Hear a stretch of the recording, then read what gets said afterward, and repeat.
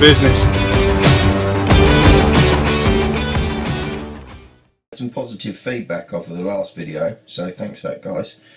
Quite a few questions triggering bits and pieces, so Rivers is still running chocolate, so I thought I'd take some time to answer some questions about the actual transducer mount that I use, in addition to the way that I've mounted the screen and the battery box that I did in the last one. So I'm just going to run through that with you. So, mounting the transducer, I will, again as I did last week, put loads of descriptions in the links below showing you where you can buy these items from, bits and pieces. Some of it's commonly available. There's not much in this, to be honest. Key thing is these, which is a Min Coater. It's basically the old framework for a trolley motor, and then it's been adapted so that fits on the gunnels really nicely and is clamped in place by those two G-clamp styles. That'll fit all of your hire boats that you get over here in the UK, and the good thing about it is obviously this tilt system that you can see on it here. So you just pull that and your transducer drops down into the water. If you're motoring at speed, you can keep it down like this. It will not twist and move on the gunnels of the boat. But if you want a little bit of extra speed or whatever, you can just lift that up, or if a fish looks like it might be going around it when you're fighting it, you can just pop that up and out the way. And also it's got this adjustable part on it so that obviously you can vary the depth at which you have the transducer at.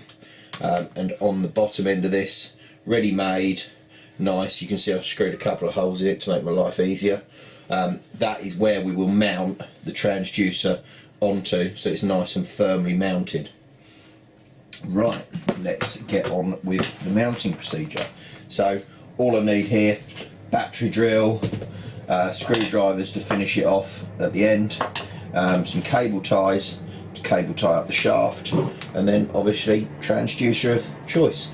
I'm obviously a low rands man, so that is the new active imaging 3-in-1 transducer. Gives me everything, gives me really good side scan quality, gives me my 2D sonar, everything that we need on the reservoirs in the UK. So let's get mounting this. I'm going to put 3 screws straight through there, 2 at the top corners to keep it stable and 1 at the bottom. I'll put the bottom one in first and slide it back down, and then start mounting the other 2.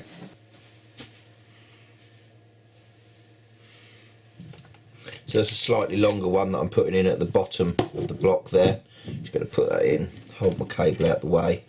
I've pre-drilled that, so I'm not going to burr up all of me screw head. Stainless, obviously, ideal screws. Most of these come in the box with your transducer.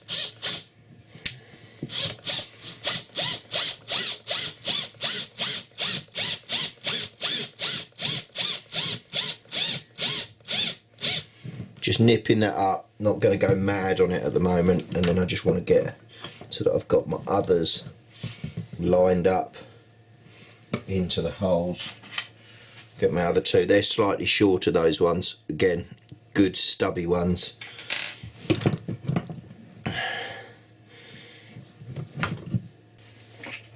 So that bottom one's in now, so then I'll just get mounting these top ones, just get that top corner one in first. Let's get that started in there. One in the bottom corner.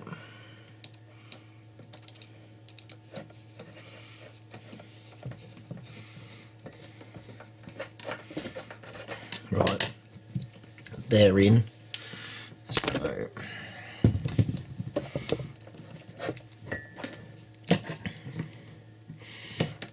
that's all good. Just nip this bottom one up.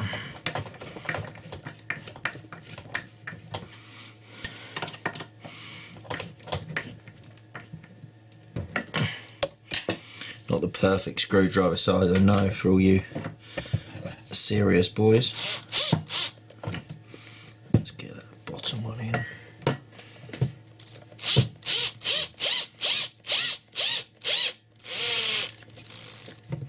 Nice.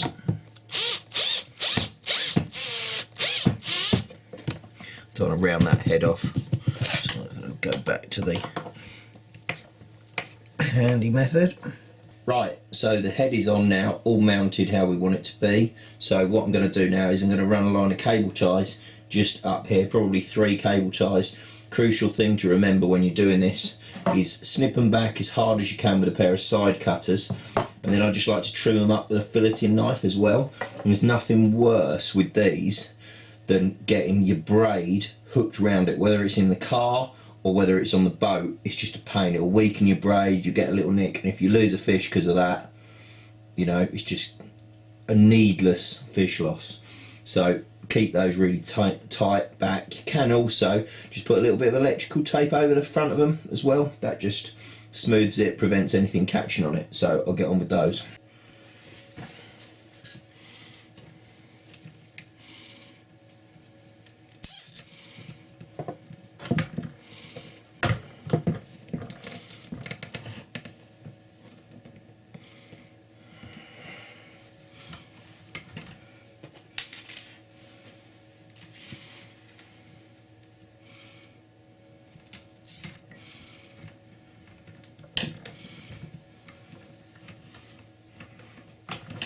I'm going to run 3 of these up here today, but if I decide that, you know, I need a little bit more, I can always add those at a later date. So just going to space those 3 relatively evenly out. I probably will need more, to be fair.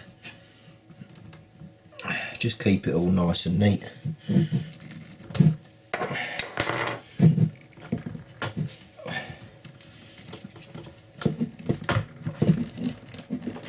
Pulling those up as tight as I can. I'm going to snip those back in the cable ties. My little side cutters. And then, like I said, I really just want to trim those up as well with the filleting knife, just to get that really hard back on there.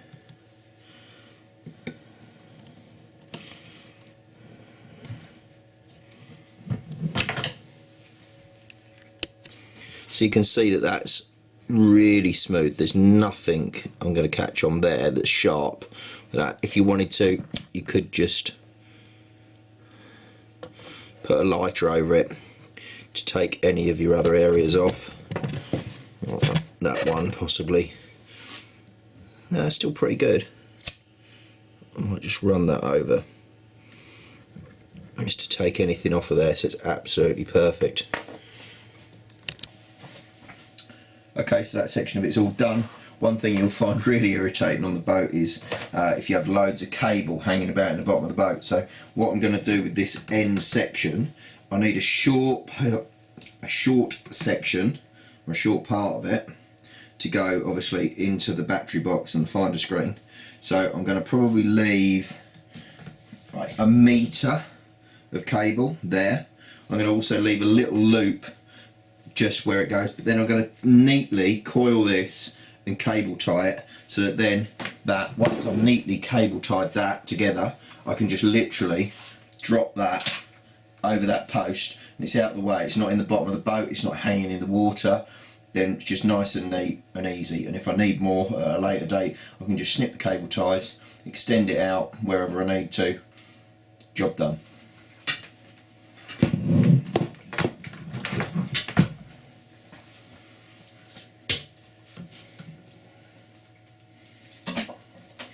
This is going to be coiled up for quite some time, and it's going to be sitting there when I'm blanking. I'm going to be looking at that and it will play up with my OCD, so I'm going to take my time, get these coils really nice and neat.